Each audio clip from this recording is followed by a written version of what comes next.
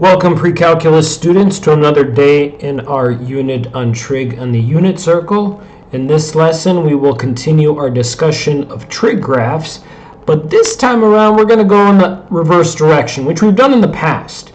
And that's namely to be given a graph of a trig function and to determine what the equation of that trig function is. Okay, so once again, we've done this in the past, but we're going to add transformations to it. So we're going to add, okay, what about if we're given a graph that's shifted up, down, left, and right in addition to determining the amplitude and period of said graph. So let's get to our first example. So write a sine equation for the given graph. Identify the amplitude first. Okay, so that's the first step. Identify the amplitude. So that's nothing new. We've identified the amplitude before. And if you recall, the amplitude is the height divided by 2. Okay, so the height divided by 2. That is what we are going to be determining. So the height, remember, is the maximum value subtracted by the minimum value. So the maximum value is the highest point on the curve, and the minimum value is the lowest point on the curve. So in this case, the highest point on the curve looks to be 4, and the lowest point on the curve seems to be 0. So that means our height is going to be 4 minus 0, and then our amplitude, as a result, is going to be 4 divided by 2, which is 2. So that is our amplitude. All right, so let's move on to the next step. So the amplitude, once again, that's nothing new. We've done that before. Whoops. So this part is new, determining the vertical shift of the curve. Okay, so determining the vertical shift of the curve. So to do this, we're going to draw a horizontal line through the middle of the curve. A horizontal line through the middle of the curve. So I'm going to do that right now. So a horizontal line through the middle of the curve. Now, for some of you, visually speaking, it's going to be hopefully pretty obvious where the middle of the curve is. But if it's not obvious, one way to think about it is you take your maximum value, which in this case is 4, and the minimum value, which in this case is 0, and it's literally just the middle between them. So the middle between 4 and 0 is 2. So that's why we would draw our horizontal line there. And this line is actually, it has a special name to it, and for those who did the extra credit, one of the extra credit assignments on Khan Academy, you would have seen this name before. It is called the midline, okay?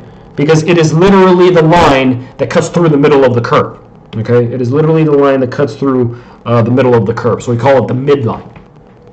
So once again, it looks like our midline is at 2, okay? Our midline is at 2, so that is going to represent our vertical shift. So since we drew our midline at positive 2, okay, since we drew our midline at positive 2, so that means our shift will be up 2, right? Because a positive direction for y is up. Okay, so up 2. So that's the vertical shift. Okay, that one's also hopefully not too bad. Okay, so the amplitude's not too bad. Excuse me, the vertical shift hopefully is not too bad. Now here's the tricky one. The horizontal shift. Now, one reason why the horizontal shift is tricky is because depending on if you're doing a sine equation or a cosine equation, your strategy actually changes determining what the horizontal shift is. And it all has to do with the fact that we're basing it upon where the y-intercept normally is for each type of equation. So since we're doing a sine equation, we'll go over the strategy that you use to determine the horizontal shift for a sine equation. So to determine the horizontal shift for a sine equation, you want to look at that midline again. All right. So if I quickly draw that midline that we determined in the previous slide. Okay, got that there, got that there. Okay, we're going to now draw a vertical line wherever the midline and the curve meet. Okay, so wherever the midline and the curve meet, we're going to draw a vertical line this time around, okay? And you'll notice we actually have options here. We can draw one here, right, where the midline meets the curve. We could also draw one here. It also meets the curve, or it also intersects the curve here. Or we can draw one here, okay? Actually, let me write that out. So So for sine, where midline intersects curve. Okay, so wherever the midline once again intersects the curve, you can draw a vertical line there. So I'm just going to do the first one. I'm just going to do this first one here.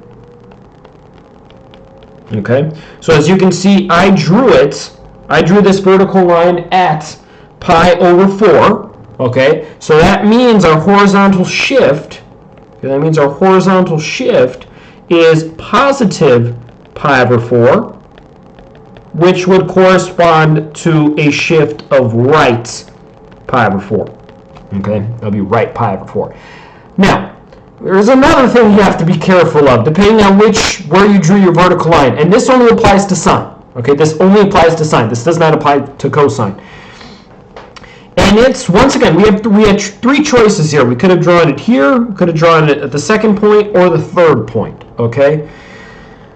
And it's the fact that if we had chosen the second point, had we chosen to draw it, sorry about that, had we chosen to draw it here, okay, then we would have had to have put a negative in front of sine. And the reason why is because the curve goes downwards after that point, okay?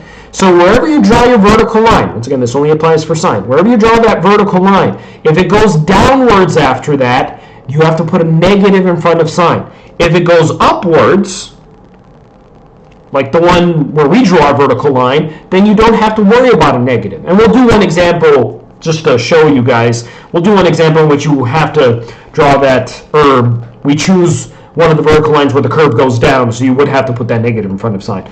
But we chose the one in which we don't have to do that. So we'll look at an example where we have to do that. But once again, you only have to worry about this when you're discussing sine. For cosine, as you'll see when we do one, you don't have to worry about that.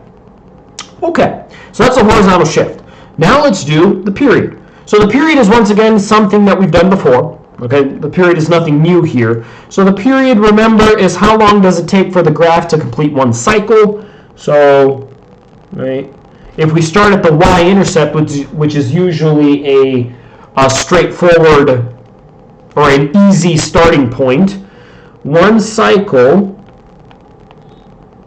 is going to end right here. Oh wait, did I mess that up? I did mess that up. Sorry about that. I messed up that line. One cycle is going to end right here. Okay? Because that's where the curve returns back to its original starting point and then starts over again. Right? So that's one period for us. And as you can see, it goes from 0 to 2 pi, so the period is 2 pi.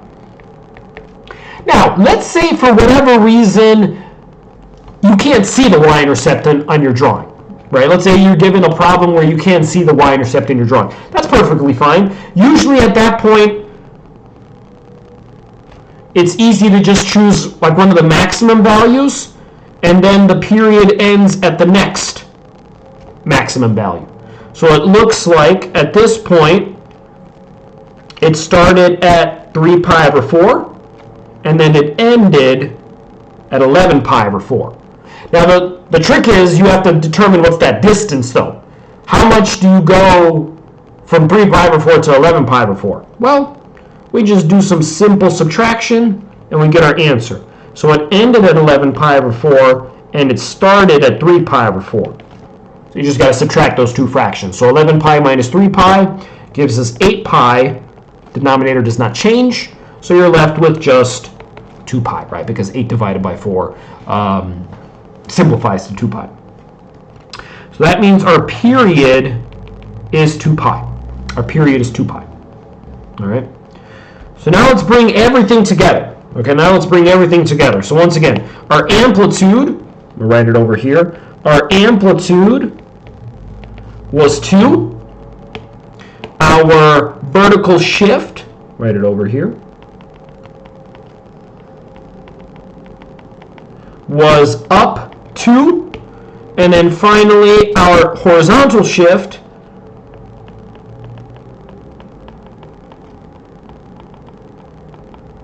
was, what was it? It was right pi over 4. Okay? So those are our 4 characteristics or features of our graph. So now we can write an equation. So remember, we're doing a sine one. So y equals, so the amplitude, remember, is just the a value, so that's just 2 in front of the equation. Sine, what's that b value? Well, remember, the b value is determined by the period. Okay, the b value is determined by the period. And remember, you do that by solving that equation. Where are you? Here we go. Okay, remember that equation, 2 pi over b? Let me zoom in. 2 pi over b is equal to the period. So, whoa, what just happened? Sorry about that. All right, I guess the PowerPoint just decided to exit. Sorry about that. Oh, I think I know what I accidentally did. Thankfully, it saved everything. All right.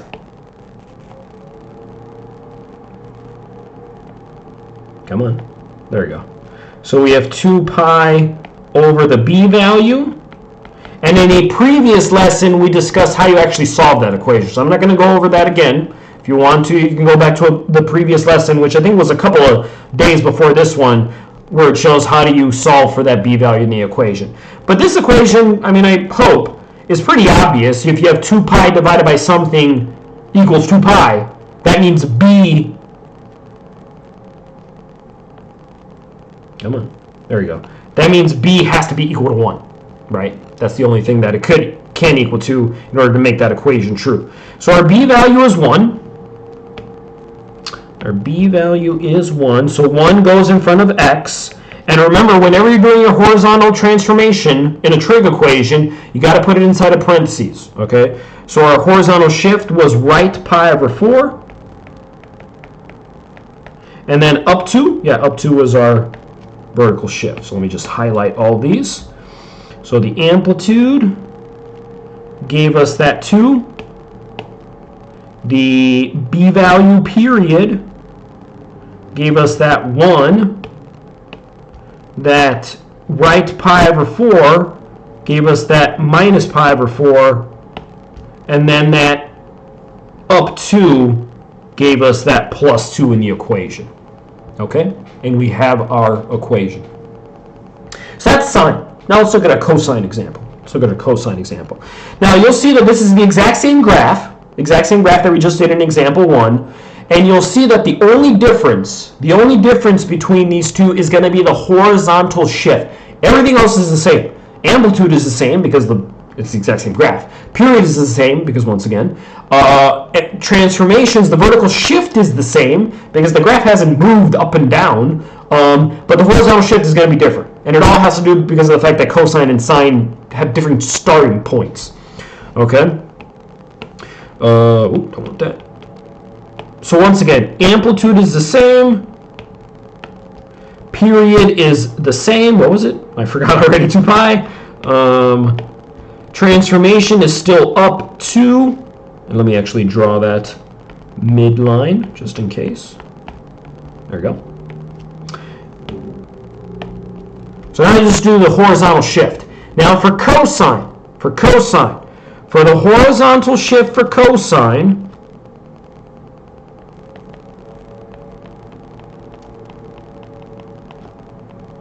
okay. So remember, I told you for sine, you want to draw that vertical line where the midline meets the curve. For cosine is different. For cosine, you want to draw the vertical line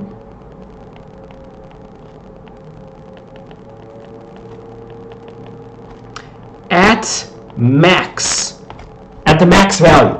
Okay, so we already discussed earlier that the max value of this curve is 4, or the highest point on the curve is 4. Okay, and it also occurs here, so that is where you're going to be drawing your vertical line. Okay, or we could have also drawn it at the second point. We could have also done it there. So since we drew it at 3 pi over 4, that means our transformation, since it's positive 3 pi over 4, is right 3 pi over 4. Right? Right 3 pi over 4. Okay? Once again, we could have also drawn it here as well at 11 pi over 4. We could have also done it there. But this time, unlike sine, we don't have to worry about that whole positive negative nonsense. Okay? As long as you draw it at the maximum, you're okay. You don't have to put a negative. If you drew it at a minimum, at that point you would have to put a negative in front of cosine. But that's why I usually just tell students, just draw it at the maximum. You don't have to worry about putting a negative or anything like that. Okay. And then once again, the b value for the period is still 1 because the period hasn't changed. So the b value is still 1. Okay, so now let's do our equation. So I'm going to do it down here for the sake of space. So y equals, the amplitude is 2, so that's our a value. Cosine, the b value is 1, parentheses x, right 3 pi over 4, so minus 3 pi over 4. That's a terrible 4. Close parentheses, and then up 2. Okay. So the amplitude gave us that 2. The period b value gave us that 1. That right 3 pi over 4 gave us that minus 3 pi over 4. And then that up 2 gave us that plus 2. Okay? So you'll see the only difference in our answers for sine and cosine, the only difference is the horizontal shift. Everything else is the same. Okay, everything else is the same. Just the horizontal shift changes. Okay, now let's do one more example with sine. And let's do a negative one, like I said I was going to do earlier. Okay, let's do a negative one. All right, let's see. So let's do the amplitude. So once again, the height divided by 2. So the height divided by 2. So let's see, the maximum is 2. And the minimum this time is negative 4. So it's going to be 2 minus negative 4. So 2 minus negative 4 divided by 2.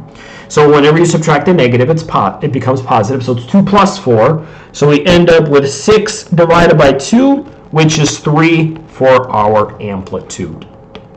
All right, now let's do our period. So once again, using the y-intercept is usually an easy way to go. And it looks like it ends at, actually let me do that over. It looks like it ends over here. So it looks like our period is pi. Okay, it looks like our period is pi. Okay, because that is where it completes one cycle before starting over again. Okay. And since our period is pi, remember you still have to figure out what the b value is. Since our period is pi, we do have to set up the equation to solve for b now, because once again, the period is not the same thing as the b value. And like I said, that was referenced in an earlier lesson, but this is also a pretty straightforward equation. B is just going to equal to 2, because if b is equal to 2, 2's cancel out, you end up with pi. But like I said, if you forgot how to solve this equation, go back to an earlier lesson or through your notes, and you should see it there. Okay, transformations. So let's do the vertical shift. Remember, the vertical shift is determined by that midline. Well, let's see. The highest value is 2 and the lowest value is negative 4. So that means the midline is going to be at negative 1. Okay, right? Because at 2, negative 4, halfway between would be negative 1. That would be your midline. So once again, since it is negative 1, that means the vertical shift is going to be down 1. Down 1. Okay, because that's where we put our midline. So now let's do the horizontal shift. But once again, so this is sine. So you want to draw that vertical line for the horizontal shift wherever the midline crosses the curve. Okay, so we can draw one here. We can draw one here. We can draw one here. We can draw one here. But once again, this time, just to show you guys what the negative variation looks like, this time I'm going to put a, whatchamacallit. This time I'm going to put a, did I use a different color? No, I did not. There we go. I'm going to put that vertical line here because, once again, like I said, if you put your vertical line where the curve goes downwards, right? Hopefully you can see, right? The curve goes downwards after that point. Then you got to make sure you put a negative in front of sine, right? Negative in front of sine. There you go. Hopefully you can see that well. Negative in front of sine. There we go. Okay. But yes, we could have also put it here. And then we wouldn't have had to put a negative because then it would have been, the curve would have been going upwards. So since we put it at, where did we put it? We put it at positive pi. So that means we are going right pi, right? Because if you're going in the positive direction, you're going to the right. So now let's do our equation since this is sine. So we got y equals, the amplitude is 3. Oh, forgot that negative already. Sine, the b value is 2. So parentheses 2, parentheses x. Right pi. Yeah, for a second there I thought I chose the wrong one. Right pi, close parentheses, and then down 1, so minus 1. Okay. So once again, amplitude 3 gives us that 3. B value 2 gives us that 2. Right pi gives us that minus pi. And then that down 1 gives us that minus 1. And then finally, that putting that negative in front of the sine gave us that one. So there's another example, this time with that negative, just to show you guys, once again, since we chose our vertical line in that spot, since the curve was going down after that, we had to make sure we put a negative in front of our equation. Did you have to do that? No. You could have easily picked, for example, pi over 2, right? And you would have not had to have put that negative in front of the sine equation. Okay. So that's basically it. So the rest is just some on your own problems. So there's 3 on your own problems, but for each of them I want you to do a sine and cosine equation. Okay, a sine and cosine equation. And once again, the only difference between them should be your horizontal shift. Okay, so the amplitude should be the same, the period should be the same, just the horizontal shift. Vertical shift should be the same, just that horizontal shift. So here's your first one. Here's your second one. Okay, here's your second one. So once again, sine and cosine. And then here's your third one. Obviously, you can pause at each of those slides so you can look at the curve as you're trying to determine what the equation is. But like I said, that is it for the lesson. As usual, if any questions or confusions come up, please just leave me a comment, whether it be in the classroom, whether you email it to me, whether you bring it up during class, whatever you feel comfortable with. Otherwise, I hope this lesson wasn't too bad. And as usual, I hope you all stay safe. Hope you all have a good day, and I will see you later.